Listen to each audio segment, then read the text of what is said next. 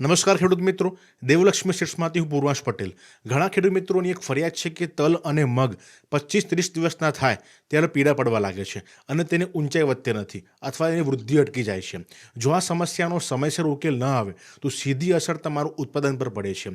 તો આજના વિડીયોમાં જાણીશું પીળાશ આવવાના સમસ્યાનો મુખ્ય કારણો અને પીળાશ દૂર કરવા માટેના કયા સ્પ્રે, કયા ખાતર લેવા જોઈએ. તો દેવલક્ષ્મી ચેનલને ફોલો અને સબસ્ક્રાઇબ કરો જેથી માહિતી તમને સમયસર મળે. સૌપ્રથમ વાતચીત કરીએ તો શા માટે તલ અને મગ પીળા પડે છે. પહેલું છે પોષક તત્વોની ઉણપ. જમીનમાં નાઇટ્રોજન, સલ્ફર કે લો તત્વની ઉણપ હોય તો પીળાશ આવે છે.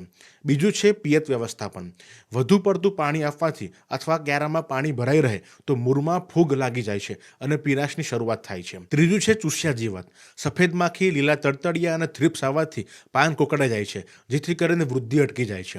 ચોથું છે જમીનનું તાપમાન. ઉનાળામાં અચાનક ગરમી વધવાથી છોડ સ્ટ્રેસમાં આવી જાય છે અને વૃદ્ધિ અટકી જાય છે. હવે વાત કરીએ પીળાશ દૂર કરવા માટેના કયા સ્પ્રે લેવા જોઈએ. તો 15 લીટરના પંપમાં 30 થી 35 ગ્રામ ઝીંક સલ્ફેટ 21% વાળું ઓગાળીને છંટકાવ કરવો.